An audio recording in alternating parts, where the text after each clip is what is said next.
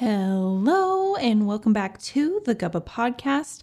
I'm Gubba, a first-time homesteader following in the footsteps of my homesteading forebears. In this podcast, I discuss prepping, homesteading, and everything in between. Today, I'm going to be giving you 5 tips on how to homestead from anywhere.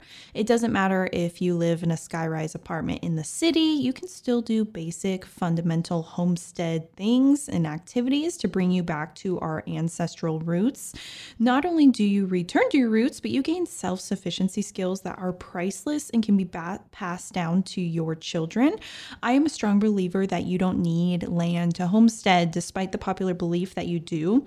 If you find yourself wanting to learn more about how to homestead from anywhere, I just launched a homestead handbook that is filled with ideas to jumpstart you on your homestead journey literally anywhere. I understand it can be overwhelming, so that's why I took the time to craft the handbook. I wish I had when I was living in the city and wanting to venture into homesteading. The homestead handbook will be in the notes in the description, so let's get started. First on the list is gardening. So let's talk about gardening and how you can truly do it from anywhere. Gardening is a cornerstone of self-sufficiency, and it is woven into the fabric of homesteading. It is what our ancestors did. It serves as a fundamental practice, allowing individuals to take control of their food production and reduce dependency on external sources. So cultivating a garden provides a direct connection to the land, fostering a profound understanding of the seasons of where you live, the soil, and the life cycles of plants. And again, remember, this was all inherent knowledge to our great-grandparents, so you will have to take some time to relearn this, like I have, unless you are very fortunate to have great-grandparents and grandparents who still do this and have passed down the knowledge to you. The ability to grow your fruits, vegetables, and herbs not only ensures a fresh and diverse harvest, but also empowers homesteaders to make conscious choices about the quality and sustainability of their food. Our food system is obviously broken. You go to the grocery store, it's filled with Fruit Loops and other things that have preservatives and GMOs and food coloring and all this stuff that is literally poison to our bodies. So when we literally go back to our roots and grow our own food, we are reconnecting our bodies with what we are supposed to be consuming. Beyond nourishing the body, gardening becomes a therapeutic and meditative endeavor. It promotes a harmonious relationship with nature, which I love so much. I really feel that when I go hiking, but also gardening when you're in there with these plants, which are living creatures, and you are harvesting them, you're tending to them. It truly is therapeutic. And in the context of homesteading, gardening is not merely a practical skill, it is a transformative journey that encapsulates the part of self-sufficiency and a commitment to a more sustainable and fulfilling way of life. Again, how our great-grandparents lived. And the best part is you don't need land to start a garden. You can learn to maximize the space that you have. If you live in a smaller space or want to more efficiently use your space, container gardening or vertical gardening is an amazing option for you. So container gardening is just that. You purchase containers from a local store like a wooden barrel or plastic plant container and plant some plants in them to adorn around your space. When I first started gardening, I got a wooden barrel from Home Depot, filled it with soil, and then filled it with strawberries. So that was my little endeavor. And then I built my own raised garden and put tomatoes and herbs and watermelon in there. When it comes to vertical gardening, certain plants thrive in these upward structures. So it's literally picture containers, but they're stacked vertically. So they're really cool. So for these, you'd want to consider vining plants like beans, peas, cucumbers that can climb to utilize the vertical space, or even strawberries. That would have been more effective when I first started gardening, to do vertical containers instead of just the traditional container that sits on the ground, to really maximize my space. Compact and trailing herbs like thyme, oregano, and sage also work well for vertical gardening. You could also have a kitchen herb garden right out on your deck or patio, or even in the windowsill of your kitchen. For flowers, go for petunias or pansies. Those add color and vibrancy to your vertical garden gardens. I feel like a vertical flower garden, you're not getting food from it. You could get herbs or make teas from it.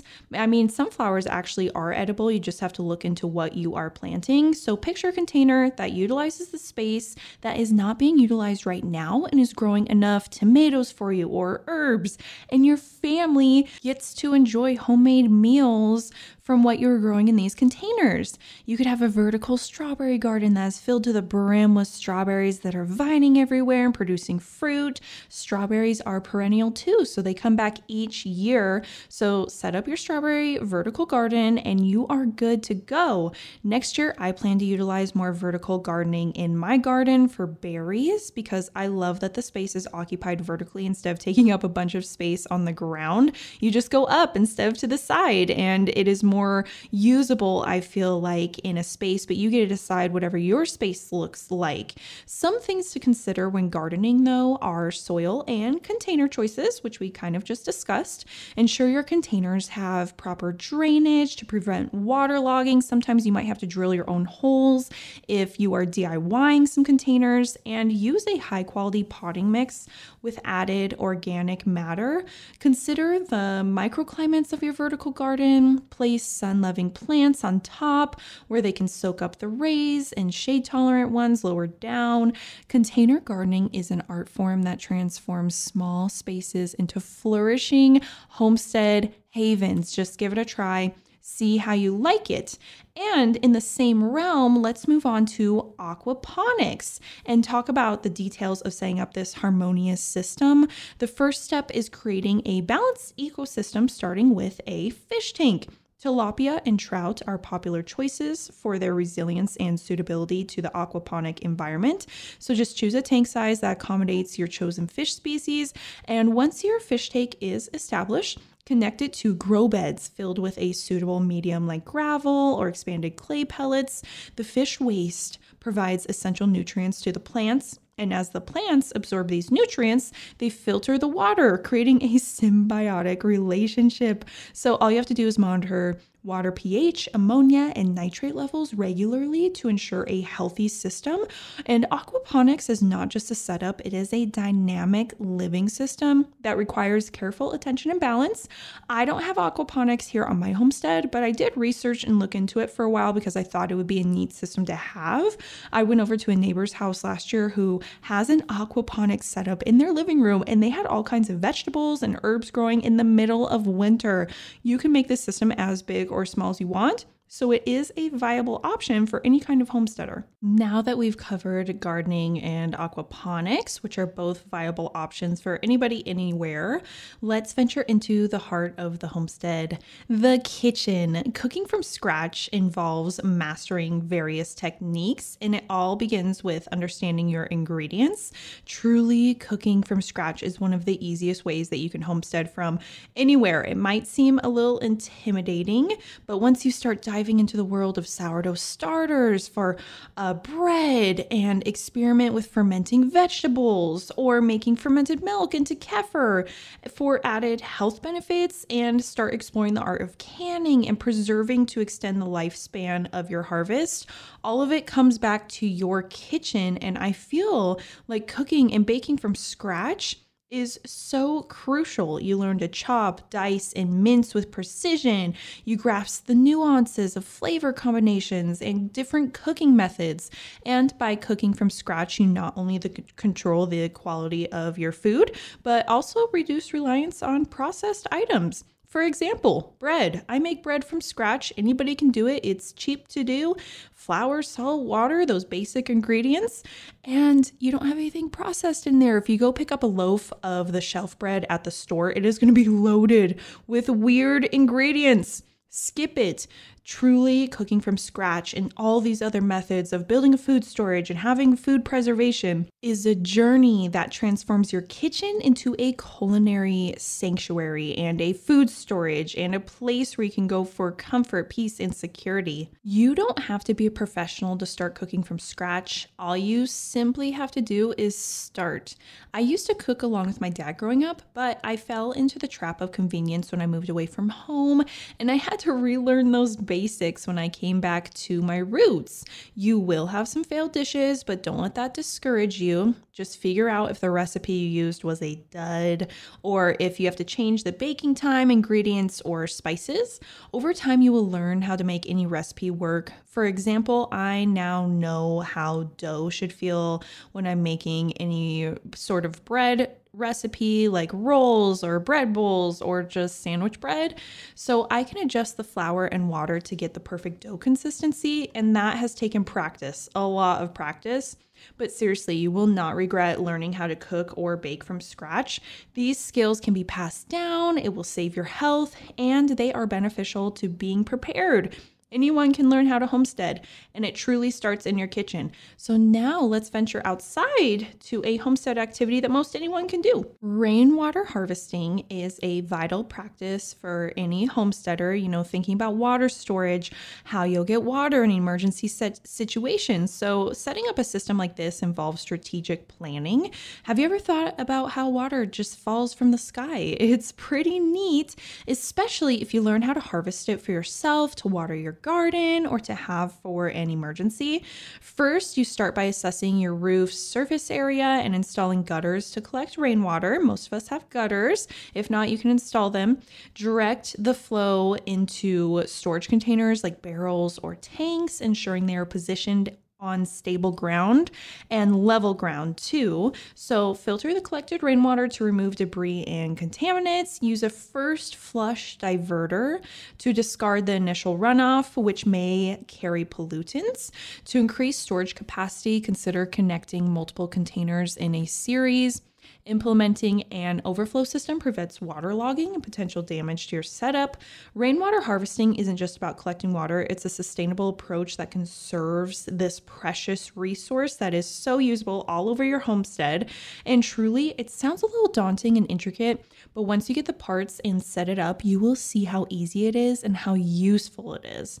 Now, let's dive into one of my favorite ways of homesteading, how I started a homestead where I was at, and that is sourcing local. Sourcing food locally or other items that you use is truly an art, and I love it so much. It's not just about convenience, it's about building relationships with local producers, whether that producer is a large-scale farmer or it is just your neighbor.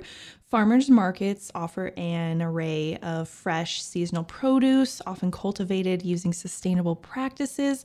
You will want to research when you go to the farmers market, like the farm name that they are representing, because there are con artists who will go and just sell you food from the grocery stores. So keep that in mind. And joining a community supported agricultural program allows you to receive a regular share of harvest from local farmers, which is really neat. All of this will foster a sense of community, and you will meet other like-minded individuals when you are going through this process, which I have found to be an important aspect of homesteading for me. You can also connect with neighboring farmers through community events and explore cooperative ventures. It's a symbiotic relationship that enhances the variety on your plate while strengthening the bonds with your local food ecosystem. Seriously, you will meet someone at a farmer's market who does something you want to learn more about, and maybe they offer workshops, or you could use the barter system and trade them for something you make or a skill you have. You will be surprised at what doors open. I cannot stress this enough. This is probably the most important tip when you're starting homesteading. Start sourcing local. Then that's going to go to your kitchen and it's just going to expand. You'll find inspiration to start a garden. Sourcing local was the start for me, so that is why I am so passionate. And there you have it, an in-depth exploration of homesteading anywhere. In-depth guidance on nurturing self-sufficiency with 5 essential tips, from container gardening to aquaponics, cooking from scratch, rainwater harvesting, and sourcing food locally. These tips are your roadmap to a more self-sufficient and homesteading life, no matter where you call home. So thank you so much for joining us on this homesteading journey. Until next time, and happy homesteading.